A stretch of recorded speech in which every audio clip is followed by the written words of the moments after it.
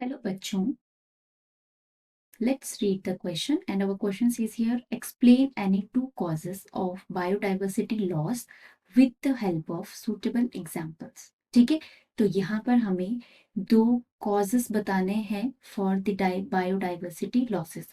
So firstly discuss about the key concept.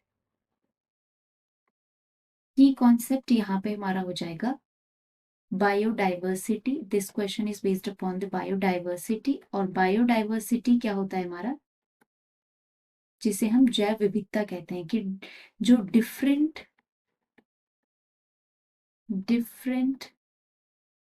Types की life form और species, we can say that present particular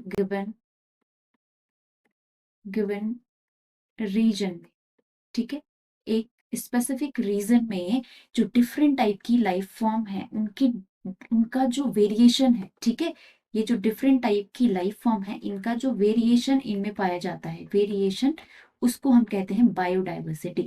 अब जो ये पूरा बायोडाइवर्सिटी, जो ये वेरिएशन है, ये कैसे करके लॉस हो रहा है. हम I hope you are aware about the loss of biodiversity. ठीक है, विद टाइम अभी जितना अर्बनाइजेशन, जितना डेवलपमेंट हो रहा है, इंडस्ट्रियलाइजेशन हो रहा है, इससे जो सबसे पहले जो लॉस हो रहा है और अफेक्ट हो रहा है वो हमारी बायोडाइवर्सिटी का अफेक्ट हो रहा है.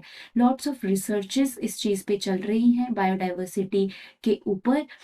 तो इसको समझते हैं. ठीक है, अब ये कह रहा है टू कॉजेस. तो फर्स्ट कॉज जो यहाँ पे हो जाता है that is most important, that is human activity और ह्यूमन ग्रीड. ठीक है, नीड्स के अलावा ह्यूमन यहाँ पे बहुत सारे अपनी एक्टिविटी को लेके, अपनी ग्रीड को लेके जो बायोडाइवर्सिटी है उसको डिस्टर्ब कर टाइम.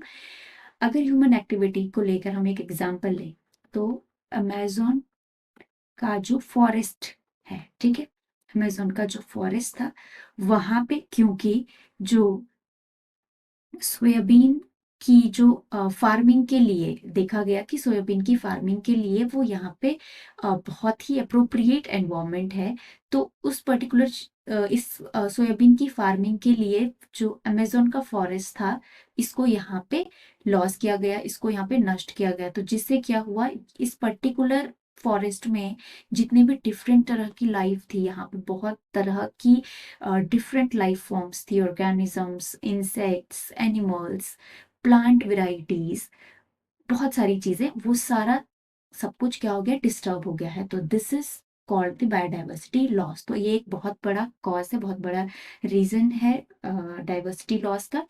जो सेकेंड कॉज है, यहाँ पे सेकेंड कॉज में हम यहाँ पे देख सकते हैं कि जो आपका एलियन स्पीशीज इन्वेजन है. ठीक है, एलियन स्पीशीज इन्वेजन हो जाता है, उससे भी बायोडाइवर्सिटी का लॉस हो सकता है.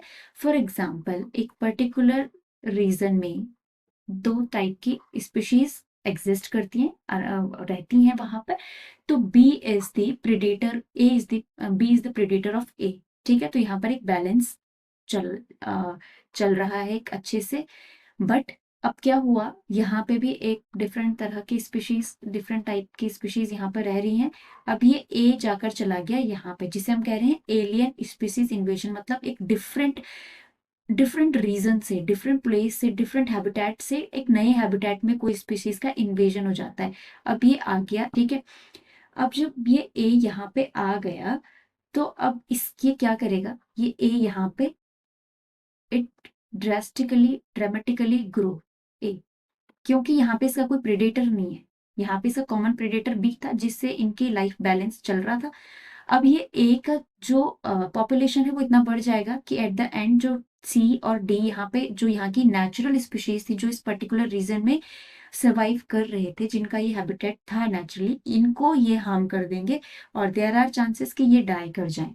ठीक है, तो ये भी एक एलियन स्पीशीज इन्वेजन भी एक बहुत बड़ा कॉज है बायोडाइवर्सिटी लॉस का, बायोडाइवर्सिटी लॉस का. ठीक है, तो ये दो बहुत ही इंपॉर्टेंट और बड़े रीजन है, कॉजेस हैं of biodiversity losses, and these are the examples. So hope you understand well this concept. Best of luck.